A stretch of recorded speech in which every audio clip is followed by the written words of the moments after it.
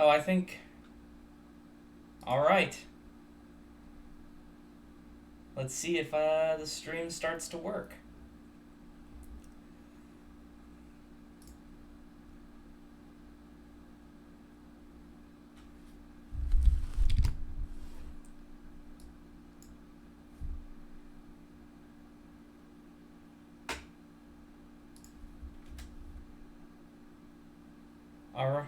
Alright, there we are. Alright. Let's see if the stream starts to work.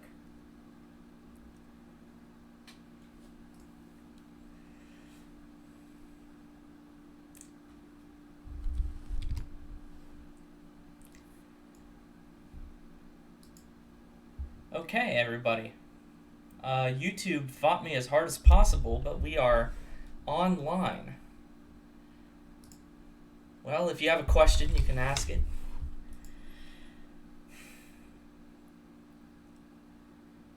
Okay, so I think for today, I'd like to get through just a few things. First, let's just go through a list of what I think I'll cover today. So first, I'd like to talk about the new office hours setup, and then basically we'll talk about dictionaries, functions, and the project. So I think that's where we're headed for today. So let's talk about how office hours works first. I think right now we are on about a 30-second latency, so hopefully I'll keep track of everything. All right. So we have... Oh, is there no sound? First. I think right now we are on about a 30-second latency, so hopefully I'll keep track of everything. All right. So we have... Oh, is there no sound? First. I think right now we are on about a 30-second latency, so hopefully I'll keep track of everything. All right. So we have... Okay, cool. Oh, is there no sound? So I'm getting that there's sound. I think right now we are on about a 30-second latency. Okay, I'm listening to my own stream, so I just turned that off. Okay, good. Alright, I think we are ready to begin. I was just checking to see if there was sound because everybody was saying there wasn't. You guys tricked me. Alright. Alright, so let's talk about office hours for now. Now that I've wasted about 10 minutes of class. Excellent. Okay, so office hours are going to be held on Discord. And so what that means is that we will be having you sign up. So hopefully all of you have received your Discord emails. When you get your Discord email, you should go and use the link that I sent in the latest announcement, since it's a link that is good forever. Some of the Discord links are only good for 24 hours, but that one should be good for as long as the universe stays in play. So basically, go and get your authentication key, and then what you're going to do, let me pull up my Discord, and what you're going to do is you're going to go, and you won't see all these channels, you're going to see this channel, and so what you'll do is you'll type in auth, and then you'll copy paste the code. And so when you do that, then it should authenticate you, and then you'll be able to see the waiting room. when you have a question, you can type in request and then say something like, I think the world may end soon. And so your request will be processed. Now this is the part that you can't see. In the student requests here, a TA will type accept, and then you will be dumped into an office hours chat room. Now you'll only get to see the one that you're in, so you see that I've been paired with myself here.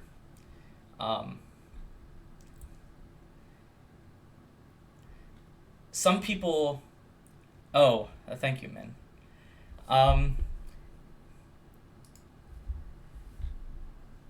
Okay, so, and that's basically how you get help. So the other thing to say is that if you have if you're just using the web app version, you might consider getting the desktop version, because then you'll be able to stream your screen. To do that, what you'll do is you'll click on the voice channel, and then once you click on the voice channel, there's this go live button right here, and you can click go live, and that will share your screen with me. And so then what you can do is ask me your question, tell me whatever your problem is, and then I'll do my best to help you. So insofar as attendance, I said so in the email or one of the many emails that I sent out. We're not going to be taking attendance right now, just because it's a little unfair to ask that people attend this live stream, given how it's working. Okay, and then I think that's really it. So at the end of the office hours session, either me or the TA will type, or you or the TA can type close, and when you do that, then and you hit enter, the session will end, and it will boot you out.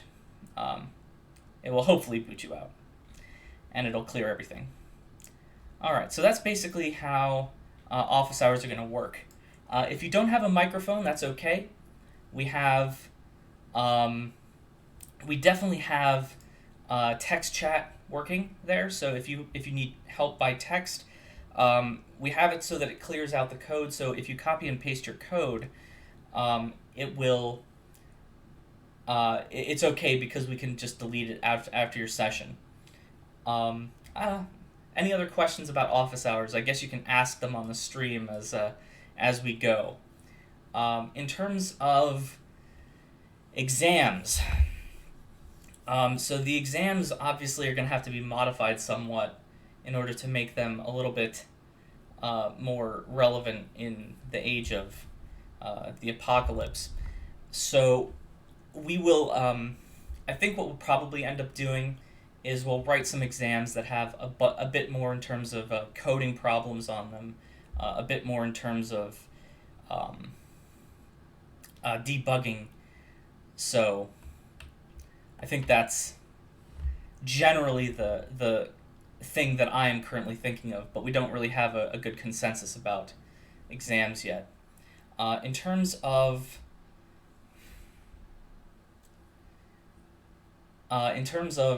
projects and homeworks, they're going to work exactly the same as they did before, so that's not really much of a surprise. Are there any other questions that you guys have? I see some things popping up, but nothing that I'm really required to respond to precisely. I guess I can kind of wait a few seconds to see if you have anything.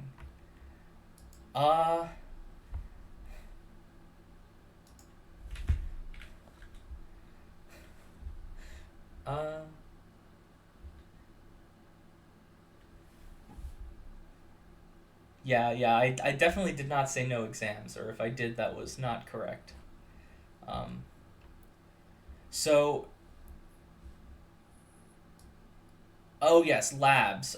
So I've released the Lab 6, and in terms of Lab 6, in terms of Abraham's question, yes, labs are essentially kind of just like micro homeworks now. The point of a lab was to kind of review the topic and get help from TAs, and we will have TAs available in the office hours Discord, um, but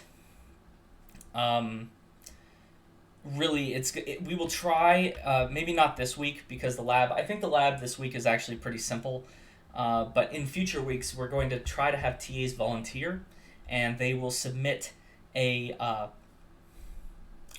little video, maybe a YouTube video or something on Twitch or something, whatever format they choose to give the video in. But we'll get you some like small tutorial video about what's going to happen. Trial by combat. That is an interesting question. We will not have trial by combat as we are supposed to maintain social distancing. So, and if there are not enough TAs, then hopefully you'll just find a time when there are enough TAs. I mean, technically, you only have one TA in your discussion at all anyway, so that should kind of work out that way.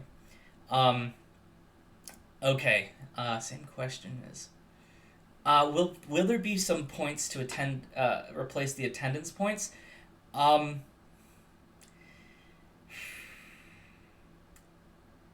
I haven't actually come up with the perfect solution for that yet, so let's just leave that question for now. I mean, I understand that you guys probably were thinking that the extra points for the attendance was a kind of a nice thing that we were doing, and I kind of liked it. It definitely encouraged attendance and prevented the kind of absenteeism that we've seen in previous semesters. But now, in a sense, we're all absent or something like that, so I don't think it's really relevant. I'll try to come up with maybe something that can give you guys a few extra credit points in the future, but I think right now, the primary focus of what I'm doing is to get the course working and to not have this all just backfire on us. So, anyway, okay. With all of that, I think I will start to talk about the project. So, let's pull it up. Let's see if I can find it.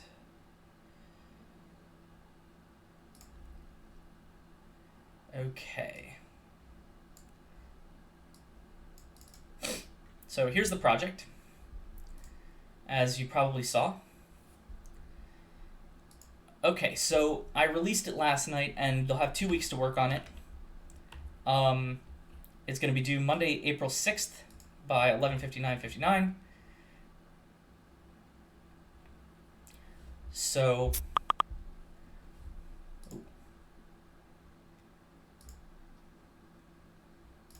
okay. So anyway, all right. So let's look at the description. So basically, my idea for the project is that it's essentially Oregon Trail, except it's UMBC edition. So let's talk about a little bit, about what we're going to do here. So I think, in terms of the project, let's just skip this part here. This is all just boilerplate mostly.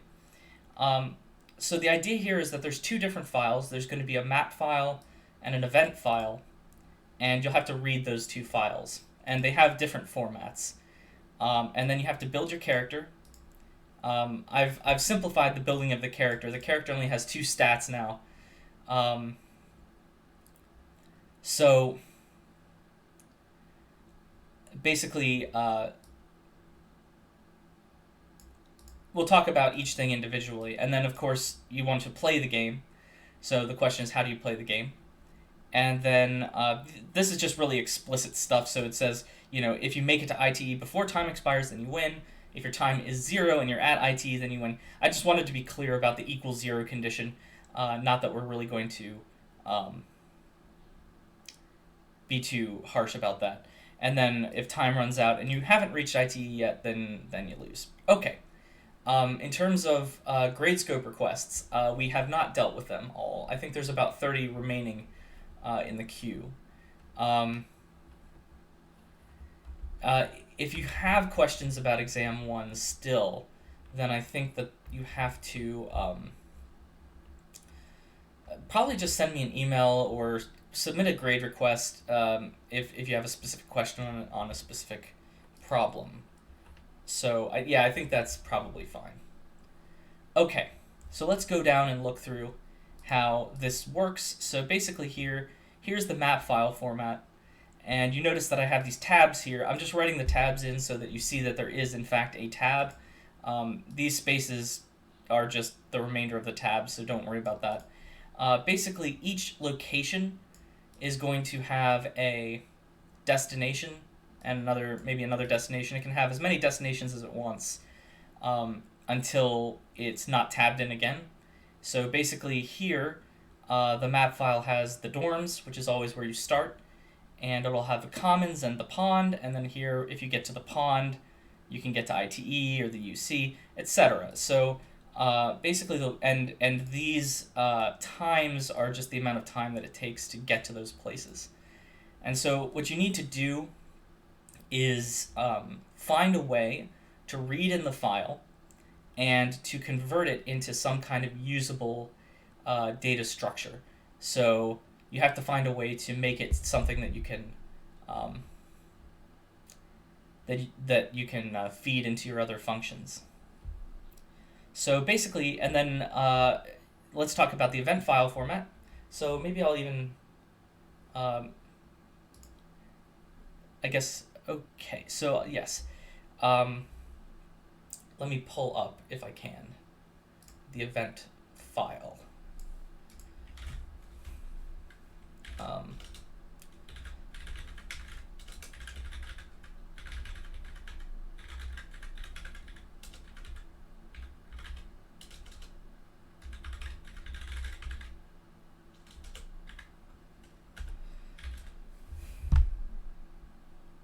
Okay, so let me pull up the event file, and then we'll talk about. Yeah, so that's right. Each game file, each map file is basically, it's kind of like in computer science what we call a graph. It's essentially a bunch of places and a bunch of connecting lines to other places. And so you cannot get to a specific place if it's not in that list. So, okay. So here's the event file that I've sent out. I might build some more event files and map files, but I haven't done that yet for the project. I just have these two currently. I'll tell you, I'll send it out as either an announcement or whatever. So anyway, okay, so here's how the event file works. What the event file does is it has a place which may or may not actually be inside of the map file, but it shouldn't matter. You should just record which place it is, and then here's the event text. Here's the if you win text, if you lose text, and then here is the charisma that you need, the stealth that you need, and the time that you lose if you don't get past it. And so it's basically the same for all of these different lines. So each one is a place, a text for what happens with the event, a text if you win, a text if you lose, and then some time if your character doesn't have the stats to get past whatever the obstacle is in their way. So basically, my hint to you, I tried to make this file format pretty easy, and so we have a function, right? So if you have something like this, let's actually just copy and paste it, and let's see if I can do that. Let's put it into PyCharm.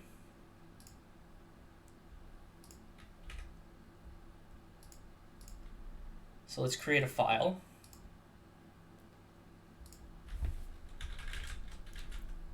Okay. Whatever. Accidentally made it a .tx file. So, okay.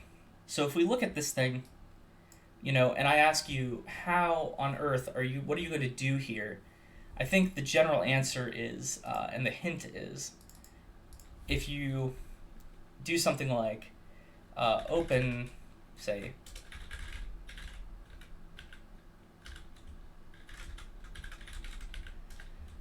and then you can read it in, so say my file.readlines.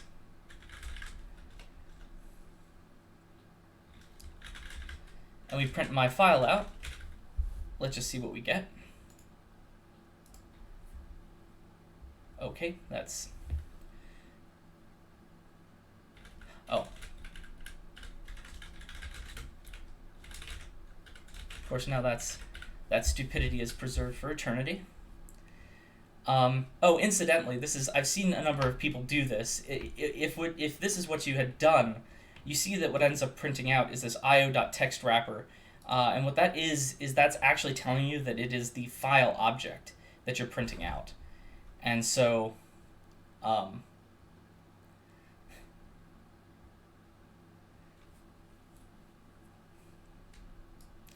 okay, so let's run this again. So you see here, here's all the different lines. And so that's a bit of a mess. But what if we say for line in my lines, and we print out line.split, but instead of allowing it to split on white space, we split on commas. What if we do that? Oh, look at that, right? This is a hint about, basically how to process these files. And then what you want to do is you want to maintain a series of things where you know which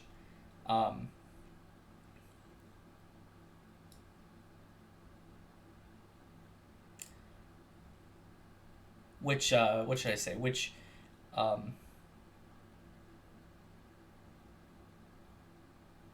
item is in which slot, right? Because yeah, so as many of you see, it's a .tx file because my finger slipped and I did not type the last T.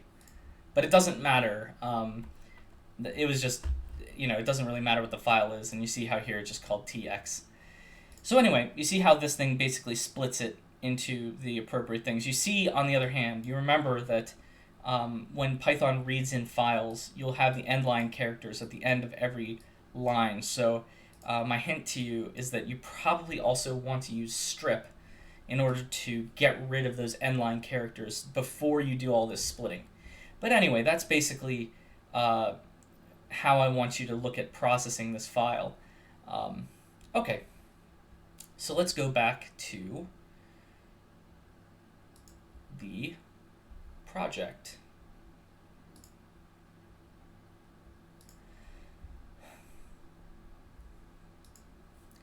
Okay, so here are the sample map and events. I'll probably produce like 2 or 3 more map and events files just for example's sake and stuff like that. You should also, the one thing that I want to say is that make sure that you process lines and make sure that if a line is empty that you ignore it. Because sometimes there's empty lines and things. So for instance, this file here has 8 lines and at the very end is just the end of this file. But if I had put this new line character in here, which is very common, you might have an empty line that doesn't have anything in it. So you might want to check, do some safety checking there to make sure that in case a line is empty, you don't accidentally try to read it in as an event. Okay, cool. So let's look at the rest of the project. So basically, here's the rest of the project. Let's see.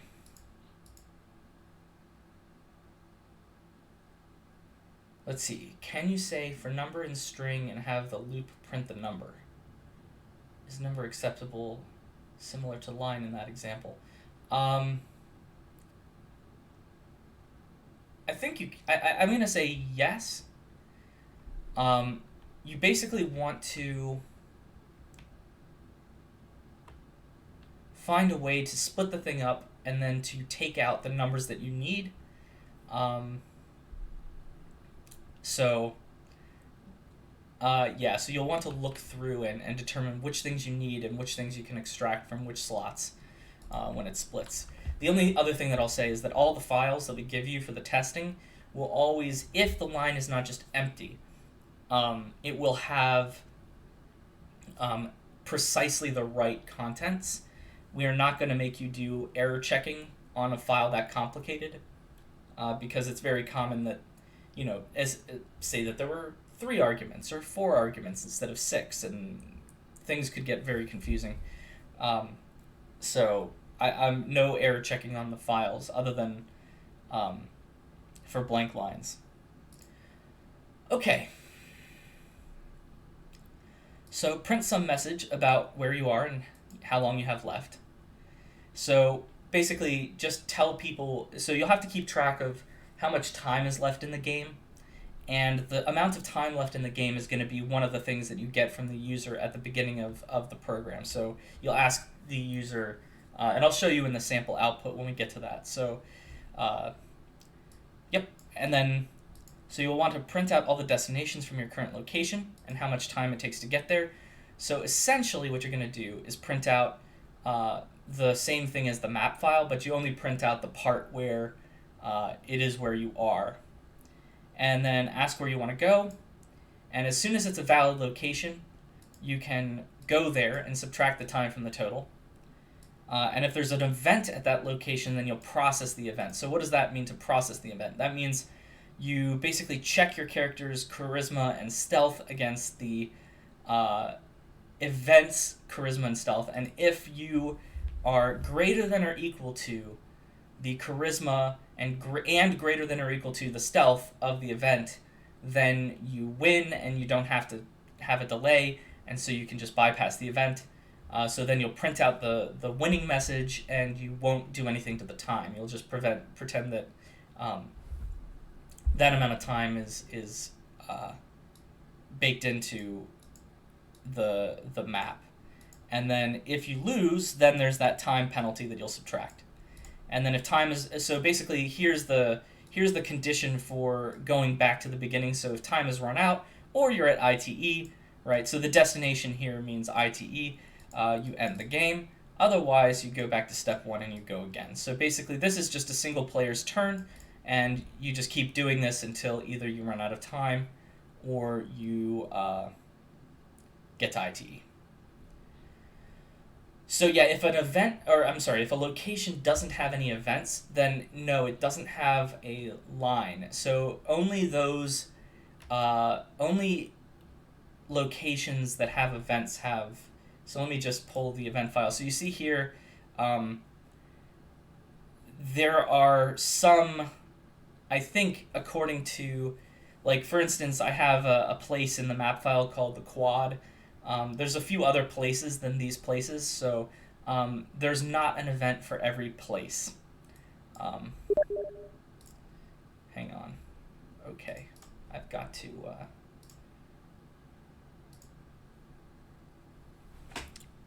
kill off Steam.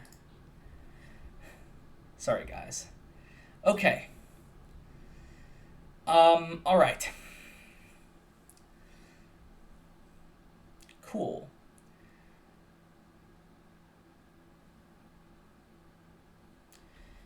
Alright, what else should we do? Yes, creating the character.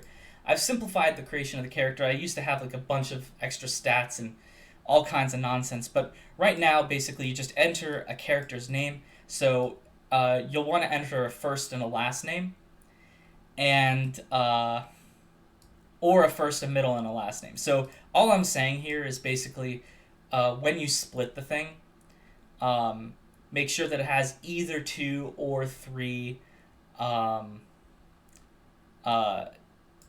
split strings, right? Yeah, sorry about that, everybody. I closed most of the programs, but I forgot Steam. Okay. And then basically here, enter a charisma and a stealth. They must sum to 10 and both be non-negative. So they can be 0, they can be anything up to 10, but you just have to check to make sure that the user is... This is the part where you actually have to do user verification. This is simple enough to where I would say that you can actually do it. Whereas, if we had you error check the file, then this project would be probably like, twice the length that it should be. Incidentally, in terms of length of the project, I was able to do this project in approximately like 105 lines of code, and that was with a bunch of comments and stuff. So if you find yourself writing 800 lines of code or 300 lines of code, then just stop yourself and ask yourself how to simplify what you're doing, because you really don't, these projects in cs201 are not designed to have you typing for more than, 2 days straight, right? So you're not supposed to be putting together like a 10,000 line project. Okay, cool. All right, so what else? Creating the project 201 directory. Yes, do that. Coding standards. So the thing that we are going to really consider about coding here is we're going to care about whether or not you access global variables. That's going to be something that we're going to be kind of sticklers on. So everything that any function needs to be passed in as a parameter. So how long did it take me to write the program? So that's actually not a fair question, because I was writing the project as I was writing the program. So it took me about 2 days to write the project. When I actually wrote the program, I would say probably maybe 2 hours of time. So there's a general rule that says that students should always expect to take about 4 times as long as the teacher who kind of sort of knows what they're doing. So I think that's the general rule, is expect to take at least 8 to 12 hours of work on the project. I think I think that's a reasonable length of time to spend. Okay. So, all right, yeah. So here's the legalese about worrying about input validation. So a file will have the correct format with correct commas or tabs. The data in the file will also make sense, and games can be played. So there's no checking of the files for validity. And also we're never going to try to give you a file that doesn't exist, that kind of stuff. Don't worry about that. So just pretend the file exists, pretend that it has valid stuff in it, other than blank lines. So, but you do need to worry about anything that you input from the user. So if the user has to enter a building to go to, or a charisma or a stealth or their name or something like that, all of that can be checked. So yeah, the point value of the project is 80 points. And so, so points will be awarded or deducted for following the coding standards. So basically in the coding standards, I think I'm going to write up maybe something quick about the exact way that we want you to document your functions, so that we have like consistent comments on functions. And let's see. The sample output is on assignments. No, it's not. No, it is not. The sample output is at that link. There we go. So let's open this. So here is, and so I was being lazy here with the sample output. You can enter more than one character for a name, but I just put an EH. And so here's 3 games that I played through with my program. And so basically, what you're going to do is you enter, how charismatic are you? How sneaky are you? And then, so the rule in the game is that you always start at the dorms, and you're always trying to get to ITE. And so my hint to you is that you should program in some of these strings, like the starting string of the dorms, as probably a constant, right? and maybe even ITE, because that'll be your destination, and that is going to be true regardless of what map it is. So even if we invent some crazy map that has nothing to do with the campus, the dorms, quote unquote, has to be your starting location, and quote unquote ITE has to be your finishing location. I just did that to like simplify the project a little bit. I didn't want to have to add some like notation to the map file that had it so that you'd have to like think about which thing is the starting location. I thought that was a bit complicated. And so here is basically what I want you to do. So you see that we're not printing out the entire map file. We're just saying that from the dorms you can get to, say, public policy, you can say the physics building and commons, right? And so here's the length of time it takes you to get to each one. And so so the number of time you see here, here's the amount of time that you start with. So you'll have the user enter it. So just the actual starting time, I thought about making it fixed, but really it's no more or less complicated to just have the user input it. So that's why I just have it as an input. It also makes it a little easier to test your game, because what you can do, here's a hint for testing, what you can do is you can always set your user input to, for instance, like 10 seconds, right? And then you can't get anywhere. And because you can't, then you'll automatically lose. But at least that's a test, a test of like, does the, to test the program for when time runs out and that kind of thing. You can also set the time to essentially like 100,000 and just make sure that when you get to ITE, the game ends. So you can play with the time statistic in order to make sure that your program works, right? So that's my hint for you on testing, is that use the time statistic to test both things appropriately. So you see that when you're at the physics building, you can go to the commons and the quad. When you're at the quad, you can go to these two buildings, etc., etc., etc., and so eventually you will get to this where I think I made it so that I ran out of time on this one, so I ran out of time and I lost. If you want to use the user's name, like, oh, Eric, you are the worst player at this game, you suck. Like, that's fine here. I think that's where you can use the name parameter. I didn't here, just out of sheer laziness. So Caesar Augustus is going to win this game because I gave him 1,000 seconds to get to where he's going. Here's the examples of error checking for the stats, so charisma and sneakiness. I was also playing around with a speed, but I thought that was making this game way too complex,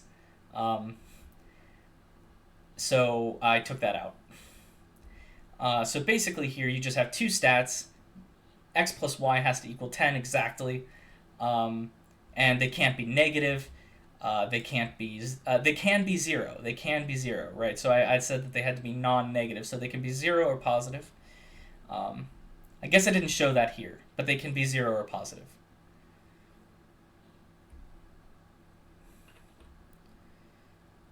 So in terms of, so what I was saying about the variables is that I don't want you to declare a like map list or map dictionary or map variable at the top of your program and then have all the functions using it. I want all of your variables to be passed. So when we say no global variables, we mean no global variables that are not constant. So you can have any constants that you want be global, and you can access those global variables inside of any function you want. But as soon as you change a variable, right, as soon as you change that variable, then that variable needs to be passed into the function as a parameter. So even if that variable exists out in the global scope, it needs to be passed into the function, so you're not actually using that global variable, you're using the local version of it.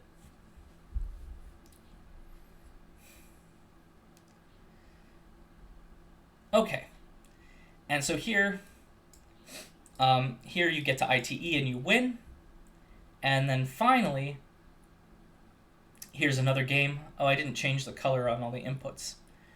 I guess here I showed that it is, if you just enter one name, right, just me, it should reject that, and then here it'll, if you type in the greatest human, I guess your first name is the greatest and then human, so that's your name, and then I just did the skill points as 5 and 5 because I was lazy, and I gave myself, I guess, 500 seconds. Okay, so,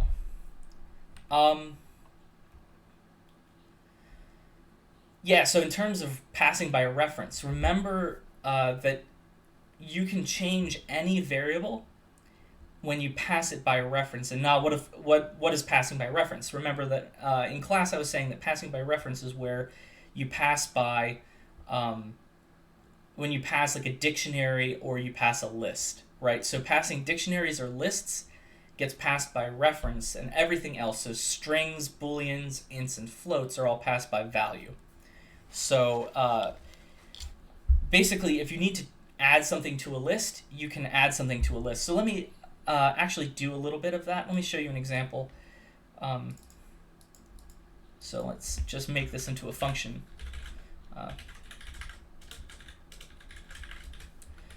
Okay, now let's make another function.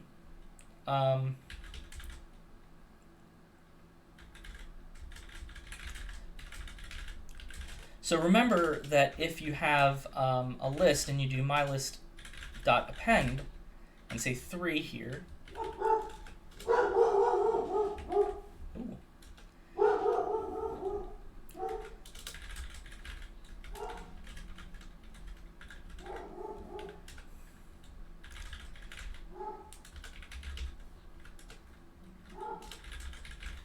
So here what I'm doing is I'm creating a list. I'm adding the thing to list. So the question is, what happens when this code runs? And so basically, the important thing to learn here is that if I print out, I know, it's my pupper. She is apparently Bork. Sure. Yeah. So incidentally, guys, I have a new webcam coming, so you'll get to see my pretty face eventually. My current webcam is essentially a potato, so that's why I am voice only right now. Oh, incidentally, good question. Yeah, you'll see the dog. The dog will play a part in lectures. Okay. Very good. Okay. So back to mutability, right? So the point about lists and the point about dictionaries is that when we have the list here, it's going to get passed into this function. So the question is whether or not this thing makes a copy of the list, or if it makes or if it just uses this list secretly renamed. So let's print out my list and print out my list again. And now let's run this function. So we're going to print out the list 3 times. So the first time we're going to print it out is here. Then we're going to append 3, and then we're going to print it out here. So it shouldn't be much of a surprise. We're going to end up with 1, 2, 5, 7, 9, and then 3 at the end. But then after it leaves the function, and note here, we didn't return, right? The list was not returned. So I didn't do something like the list is equal to, and return my list. Now, if I did this, does this change anything? Does this change the way that the code works, or not? I guess I have to wait like 20 seconds for that. I think I need to change my stream latency for the next stream.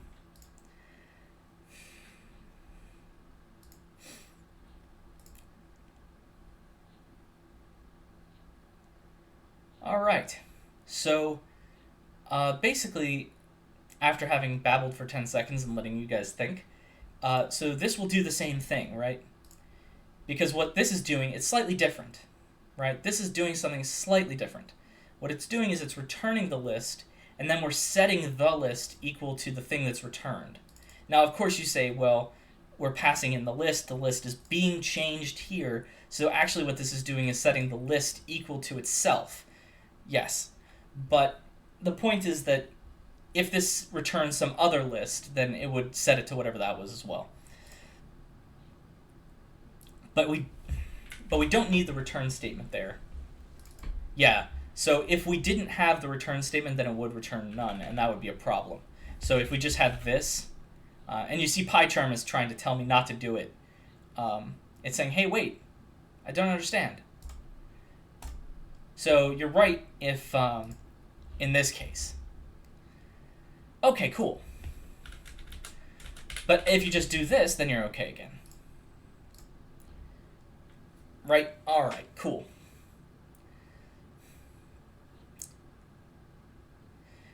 So, I think the other thing that I want to do is talk a little bit about dictionaries again, right? So I want to talk about dictionaries just to remind you, and of course I think I said it in the project description. Ah, yes, it is right here.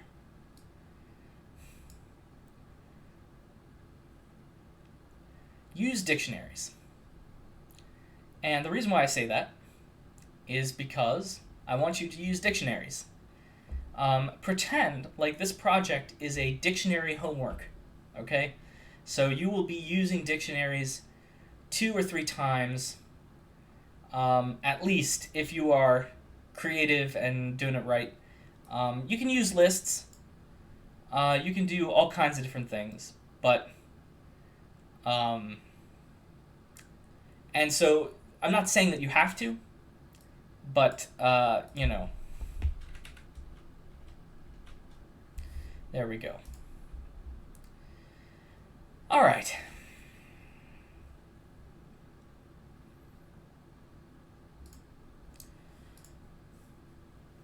So let's get back to this, and let's do a little bit of review of dictionaries. So how do we want to review dictionaries? So let's say that we want to create a dictionary that has a bunch of different places in it.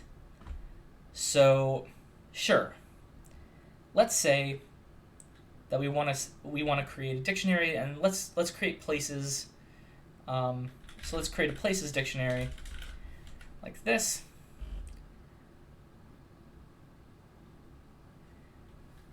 And should functions be defined outside of if you yes, functions.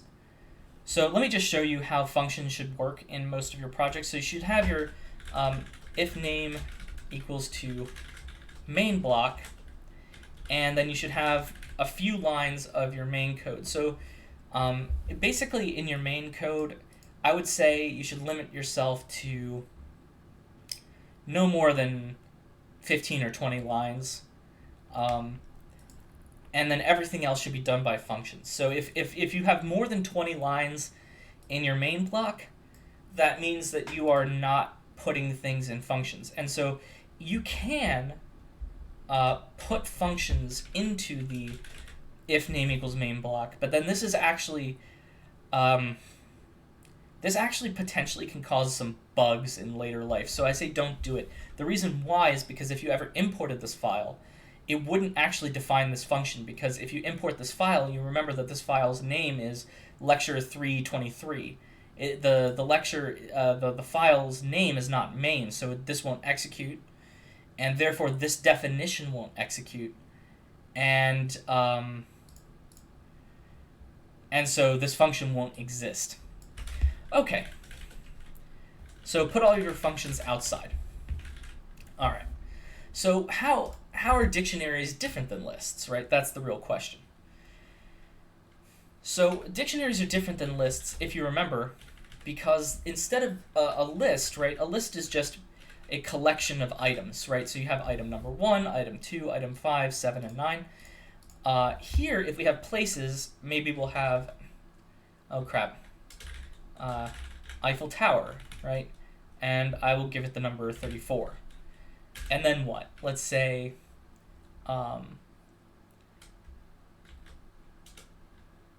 Manhattan. 77. Mexico, 28. And Svalbard. And Svalbard's index is 237.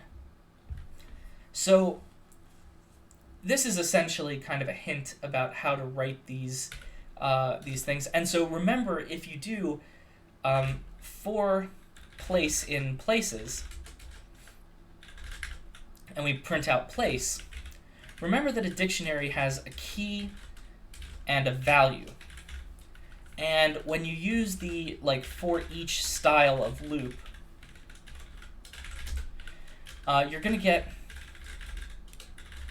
the key, not the value.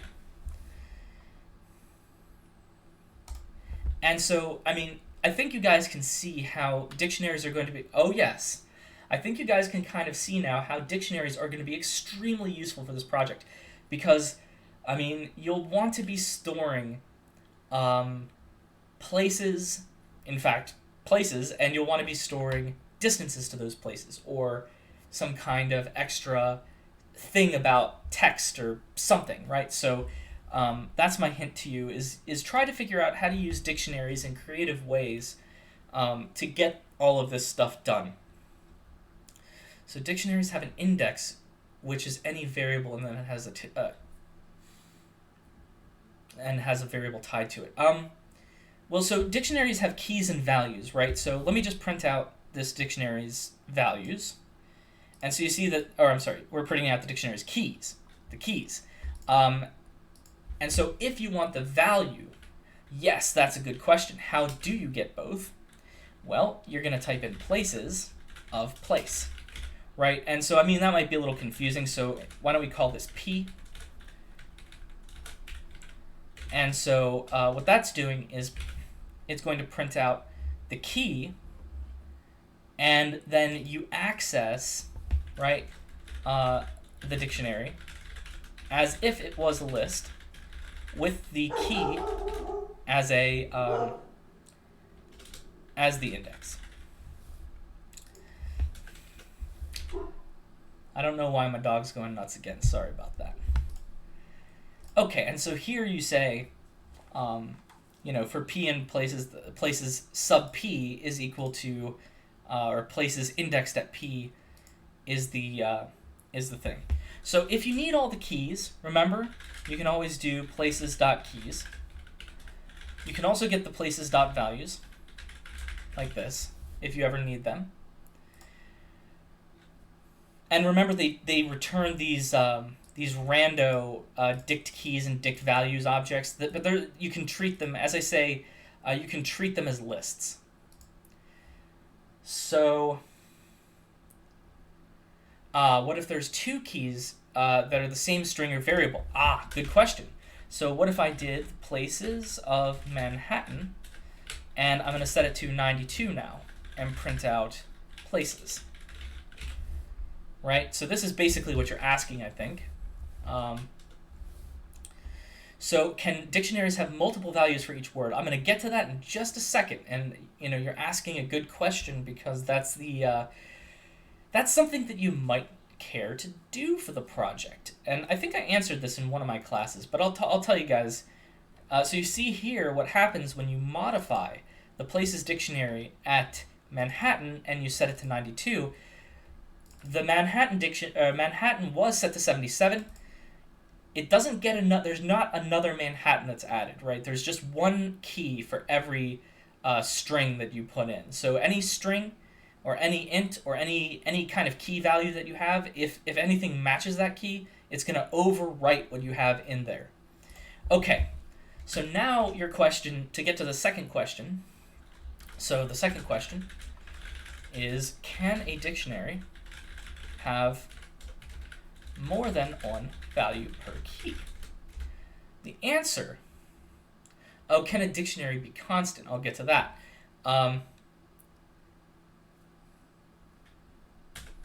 So the answer is not really, but you can always do this. Say you want to make places of Maryland. And so what we're going to do is you can set it to be a list. Right? And so now we can print out places again.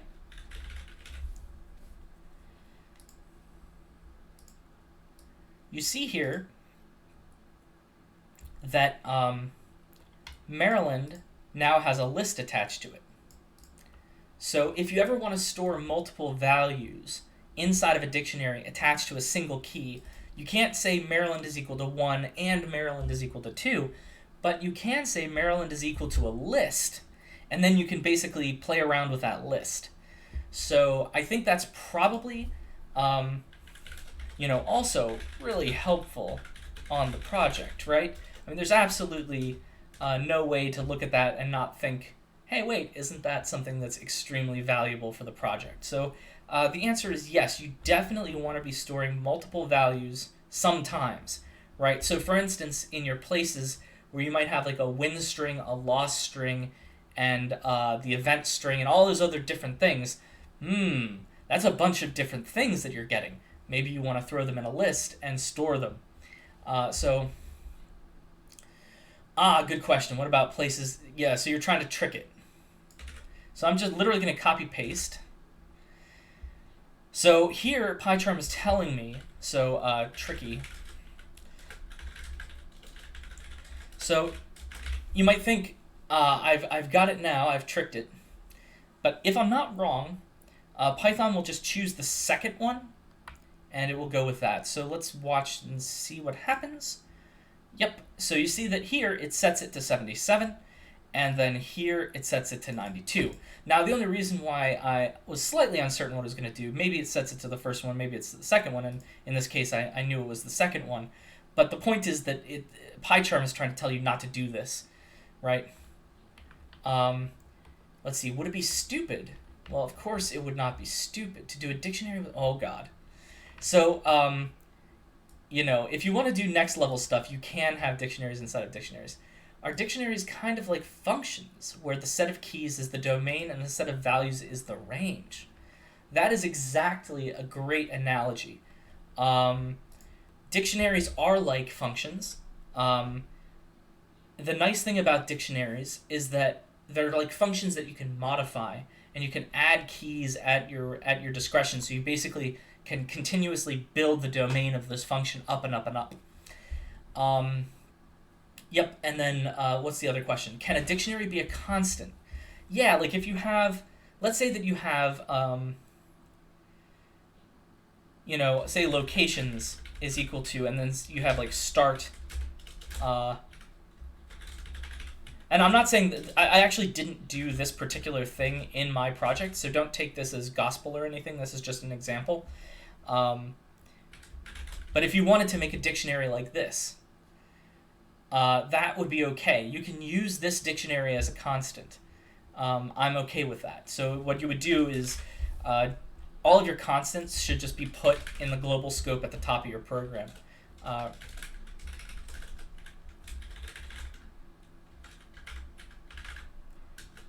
So constants.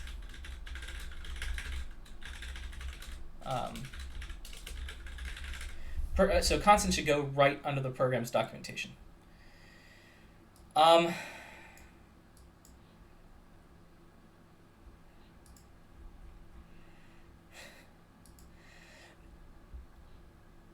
Actually, I'm gonna say it would actually be wise to do the thing that you're saying to do.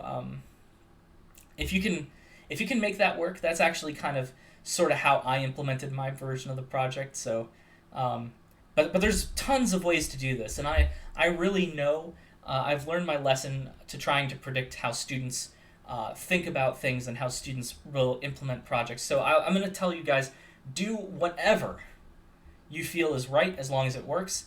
So I would say just try to make something work. Try to play around with it. I definitely know that there's not a single right answer. And the answer to your question is constants are above the main. Yes. Okay. Where do we go from here? Let's talk a little bit about list mutability. So I want to talk a little bit about list mutability by means of a weird example. That you're gonna see this example again in a lab, but I would just like to talk about it now because it's kind of an interesting example. So let's make a function. Let's actually cut and paste all of this code into here. So what should we call this function? Example 1. There we go. So now let's make a new function.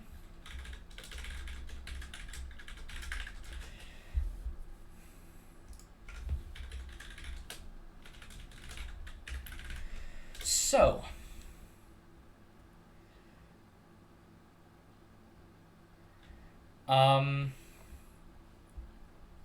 okay.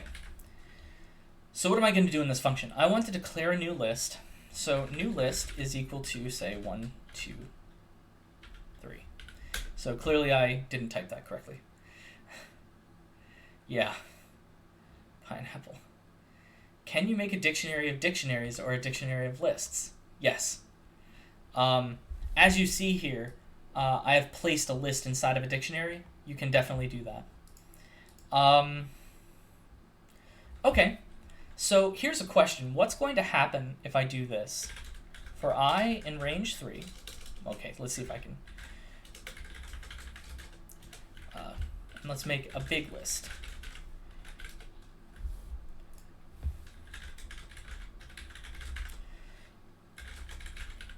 So what is going to happen when I do this? So what's going to happen is we're going to throw new list into big list 3 times. So let me just show you what happens when we run this code. There we are.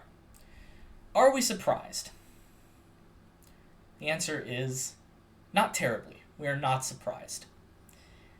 So the question now is, what are we going to do about... So what happens if I do something like this and I say new list of 1 is equal to 17? That's actually a deep question. So what's going to happen if we do something like this? Well, this is going to happen. So why did all of the instances of element 1 change? And the answer is because the new list here is being put in as kind of a reference object. So what's happening is Python, when it's making this big list, the secret is that when we make this big list, it's going to actually basically be new list, new list, new list, like this. And the thing about that is that Python doesn't actually know what new list is at this exact moment. It doesn't evaluate it. What it does is it says, oh, new list is pointing to this list, whatever it is. And so what happens is when you modify the new list and then you print it out again, this will actually modify all the instances of new list. This instance, this instance, this instance. So the thing is, the big list actually has 3 different arrows that all point to the new list here. Because the index value has changed. Yeah, so that is going to be the second element. Yes, yes. So this is an example of kind of the dysfunction of how Python's mutability system works. Because a lot of times you'll think to yourself, if I'm appending something like this, then this kind of weird behavior shouldn't happen. And so the answer is, if you really want to fix this, what you can do, remember how to make a copy of a list. You can use the list constructor like this. And if you use the list constructor, what this is going to do is every time it appends into the list, or into the big list, it's going to make a copy of the new list and then put it into the big list. So that is why this will hopefully fix this problem. The new list will still be changed, but hopefully we will not see any of that. Yep, we will not see any of that in the big list. Okay. So yeah, you should ask questions about this. I think I've shown similar things like this before. So yeah, if you're ever worried about whether or not something is going to be just a copy, or if it's going to be actually a reference to an element. So Dennis, yes, that is exactly right. Basically, Python knows that big list is equal to 3 copies of new list. It doesn't actually know. It doesn't look inside of new list to check it. It just and it doesn't look inside of it to check it. It just kind of says, okay, I'm going to point over to new list and say, whenever you access that list, go and get it over there. So to answer your question, yes, I will upload this code to GitHub in approximately 10 minutes, I think. All right. So, I guess the real question is,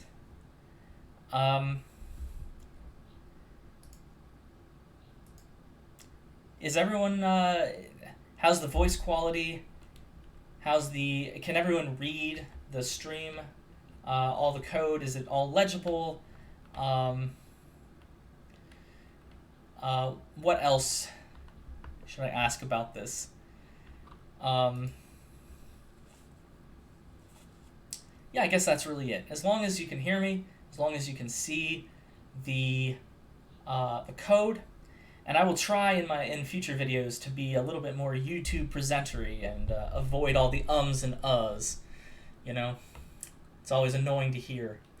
So, other than that, oh yes, and Doggo is definitely a 10 out of 10. So I think that what happens, and I guess we're going to have to see in just about a few seconds, is if when we close this stream, it should just turn into a video. So you'll be able to, I think, just watch it as soon as it's done. And okay. Yeah, so with that, I think that we are going to end the first lecture. I think we can say that this was not a complete failure. So I'll see you guys again on Wednesday, and we will, I think on Wednesday I'm going to do a little bit of recursion. We're going to talk a little bit more about two-dimensional lists, and I think I might actually go away from the slides a little bit and just do basically almost just PyCharm entirely, because this is pretty good. Okay, all right.